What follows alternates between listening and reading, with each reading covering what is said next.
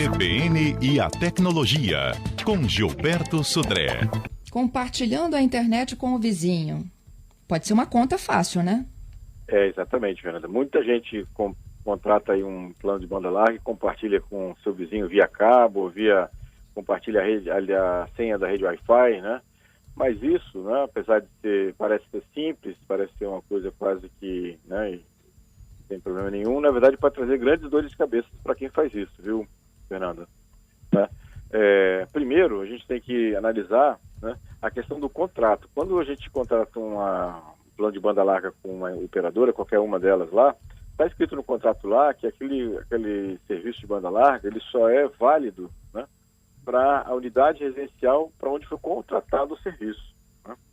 E aí, se eu compartilho meu acesso de banda larga com terceiros que não fazem parte daquela unidade residencial onde eu estou residindo, né, onde a instalação foi feita, isso é passível até de multa, viu? Ou suspensão do contrato e até multa. A Anatel prevê uma multa de até R$8.000. Obviamente que se for denunciado, né, se for comprovada essa situação, pode ter uma multa de até R$8.000 por causa desse compartilhamento de internet, porque o serviço ele é prestado para a residência, não para um grupo de residência. Então esse é um primeiro problema que pode ocorrer com quem faz a situação. Um problema que eu considero até mais grave, mais assim, até o risco é maior de acontecer, é exatamente porque todo o tráfego da internet, que sai para a internet, né, através desse acesso de banda larga, seja da sua rede, seja da rede dos seus vizinhos ou do seu vizinho, vai para a internet como se fosse você.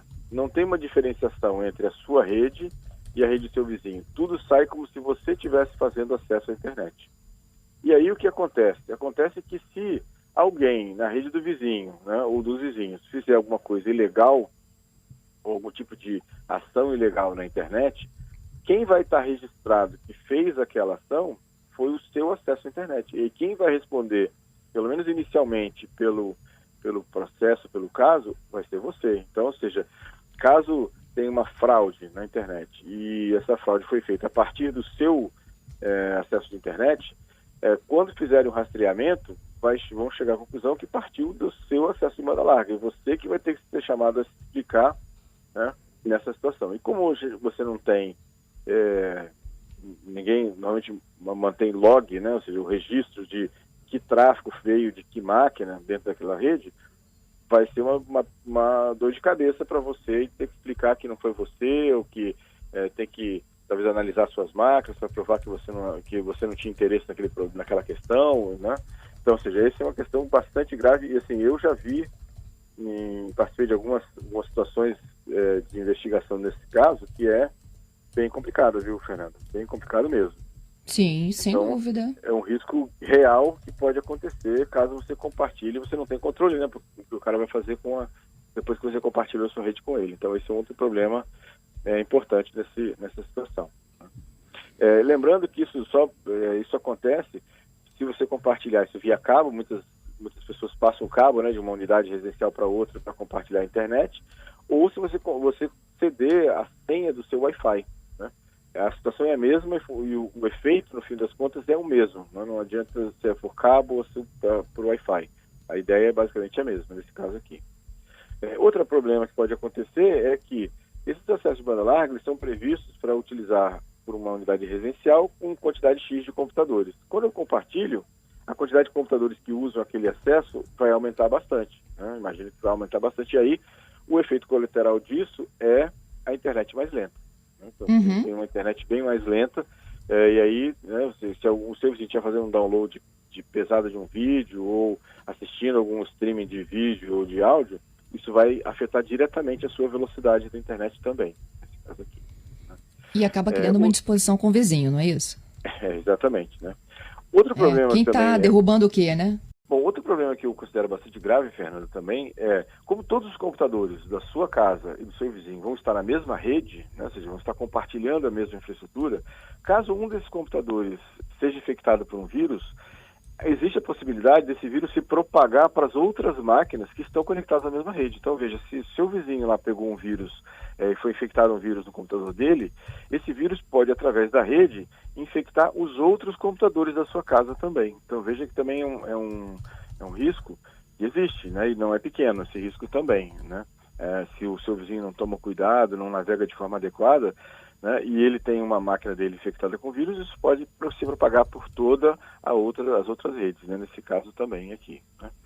E por último, uma outra situação que é importante também é que, como também todas as máquinas, de novo, estão na mesma infraestrutura, existe a possibilidade de você, o seu vizinho, bisbilhotar o tráfego do outro e saber o que o outro está fazendo, né? Meu Deus! Exatamente. Então, ou seja, também tem esse risco de ter sua privacidade invadida ou exposta, porque está todo mundo na mesma rede, e aí eu consigo ver, né, o que as outras máquinas da mesma rede estão fazendo. Então, veja que tem muitos problemas, alguns bastante graves, né, nessa situação de você compartilhar a internet. Não é uma coisa simples, ou simplesmente você está dividindo com o seu vizinho, né, os seus vizinhos, aquele acesso à internet. Tá certo, então. Daqui a pouquinho, então, as perguntas começam a chegar. 992994297. Vou rapidinho para os nossos destaques. Essa pesquisa da Apple sobre os carregadores. Exatamente. A gente falou na semana passada que a Apple estaria pensando em não colocar mais nas caixas, né, dos iPhones novos o carregador. Viria só o cabo sem o carregador. Pois agora, essa semana, depois dessa polêmica instalada sobre a possível remoção dos carregadores dos iPhones novos, né, a Apple resolveu fazer uma pesquisa, né, com alguns dos seus clientes, inclusive clientes brasileiros, perguntando se eles têm os carregadores antigos e o que eles achariam de não vir nos iPhones novos, né, esses carregadores para os aparelhos novos, né, nessa situação. Então, em se tratando da Apple, a gente nunca sabe o que vai acontecer. É possível que pode ser que tenha um aumento de preço nas versões com ambos os acessórios, né, com o fone e mais o carregador, e tem uma versão sem o carregador mais barata, né? Então, ou seja, a gente não sabe ainda, mas o interessante é que a Apple deu uma resposta aí, pelo menos fazendo uma pesquisa para saber o que os seus clientes acham, né, nesse caso.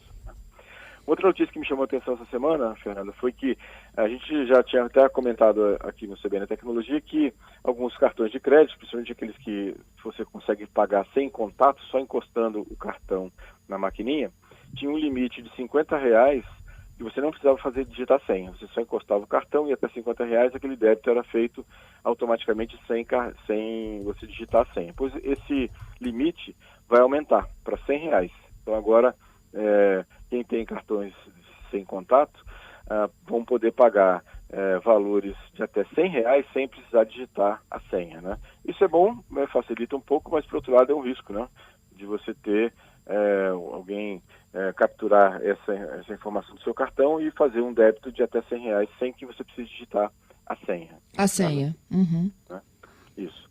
Um outro o destaque também que eu vi nessa semana foi que o Instituto Butantan de São Paulo e a Fundação Oswaldo Cruz estão desenvolvendo um aplicativo e você, através do áudio gravado da tosse do paciente, eles estão procurando fazer um diagnóstico da Covid-19 e de outros males ou doenças pulmonares. Então, através do som da tosse e um aplicativo, é possível, né, seja, segundo o Instituto Butantan e a Fundação Oswaldo Cruz, é possível que você identifique, né, que aquele paciente tem indícios de que tem a Covid-19 ou algum tipo de doença pulmonar. Também é uma questão interessante para auxiliar, né, os médicos no diagnóstico dessas doenças, para isso, né, nesse caso. Né. E por último, né, o Android 11, né, a nova versão do Android, vai estar para ser lançado agora nos Estados Unidos, e aí já saiu uma lista de alguns celulares que vão receber a atualização. Essa atualização. Então, no Android lá, a série A, de A10 até o A31, A50 até o 70, 71 e 80, o A90, o S10, né, S20 e o Galaxy Note 10, né? Então, todos esses vão receber a versão nova, né? Zenfone 6 e o 5, 6Z e 5Z, né? E o LG da linha G8, G7 e o K61 e K51. E todos esses vão receber a versão nova do Android. No caso do Motorola, a linha Edge, a linha Razr e a linha G8 vão receber também a versão nova. Então, interessante aí quem usa esses aparelhos, em breve, né, se talvez não tão breve assim, mas em breve, vão estar aí com aviso de atualização do Android, né, nos seus aparelhos. É isso aí. O Francisco, ele configurou o bloqueio do equipamento Android dele por desenho e biometria. Só que ele esqueceu qual era o desenho. Existe uma outra forma de desbloquear o celular? Então, ele usa, né, segundo a pergunta dele, ele fala que ele também tinha configurado a biometria. Então, ele está desbloqueando o aparelho dele através da biometria, mas ele queria retirar esse bloqueio por desenho. Muito bem, Francisco, você consegue abrir o aparelho com a biometria, é só você chegar lá, você não precisa resetar o aparelho, você vai lá na configuração, né, do aparelho e consegue retirar esse bloqueio por desenho, fica só a biometria, por exemplo.